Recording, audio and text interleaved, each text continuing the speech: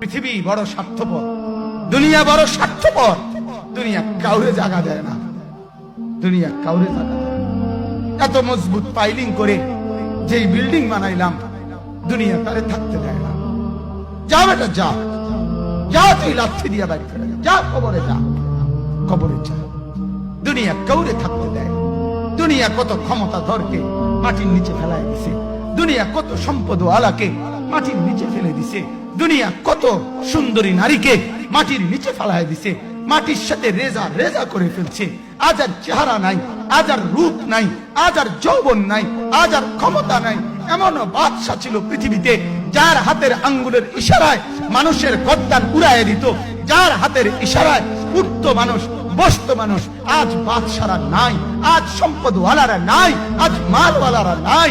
দুনিয়া কাউরে থাকতে দেয় না, কাউরে না দোস্ত, কাউরে দেয় না। দুনিয়া দাদারে আমার থাকতে দেয় নাই। আমার দাদারে আমি দেখছি, আজ আমার দাদা নাই। আমার নানারে আমি দেখছি, আমার নানা নাই। আমার দাদিরে আমি দেখছি, আমার দাদি নাই। আমার নানিরে আমি দেখছি, আমার নানি নাই। আমার বাবারে আমি দেখছি, 14 লক্ষ টাকা বাবার পেনশনের আমি সব ডাক্তারের পিছনে খরচ করে ফেলছি, বাড়ির ফসলের জমি বিক্রি করে ফেলছি।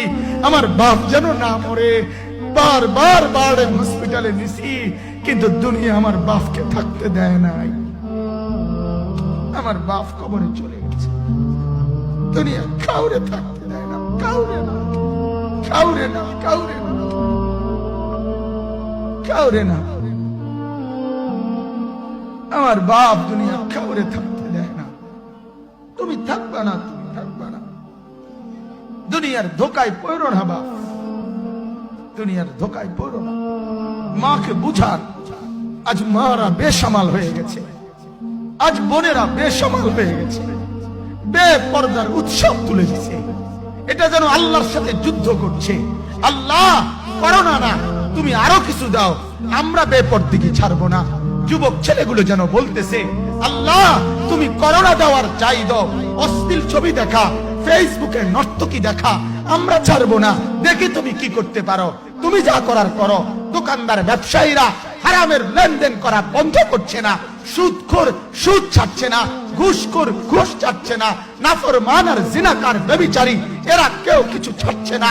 বেহায়ার বেপর্দা নারী তার অশ্লীলতার বেহায়াপনা ছাড়ছে না। মুসলমান তার ঘরে টেলিভিশনের নর্তকীর আওয়াজ তো বন্ধ করছে না। হায় করোনা কিভাবে যাবে, আযাব কিভাবে যাবে বলেন, বলেন, বলেন আপনারা।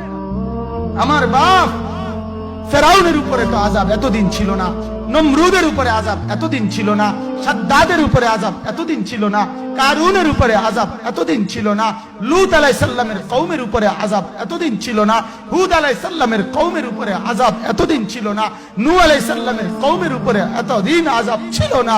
আজ আমরা মালিককে এই পরিমাণ নারাজ করছি, মালিক এত বেশি নারাজ।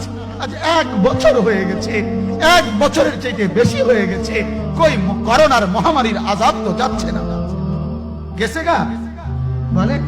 আমাদের লক্ষ লক্ষ বাচ্চার পড়ালেখা বন্ধ, এরা নষ্ট হওয়ার চূড়ান্ত পর্যায়ে পৌঁছে গেছে। মোবাইল এদেরকে শেষ করে দিছে, লক্ষ লক্ষ ছেলে। গতকালকে এক মা আমার আত্মীয় ফোন দিয়া বলতেছে, সকাল 10টায় বাচ্চাটা ঘর থেকে মোবাইল লইয়া বাইর হইছে, রাতের 10টায় মা তারে ফোন দিয়া বলছে, বাপ ঘরে আসতি না, ভাত খাইতি না। বাচ্চা তারে বলতেছে, তোমার অসুবিধা কি, তোমার সমস্যা কি? মা এই কথা বইলা কায়দা দিছে যে, শোনেন হুজুর কদ্দুর দোয়া করো।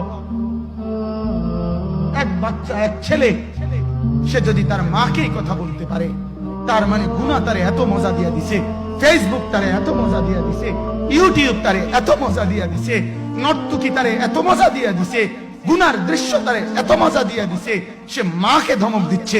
রাত 10টা বাজলে কি হইছে, রাতের 3টা পর্যন্ত দেখলে তোমার সমস্যা কি?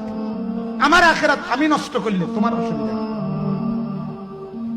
আমার জাহান্নাম আমি ঠিক করে নিলে তোমার সমস্যা কি?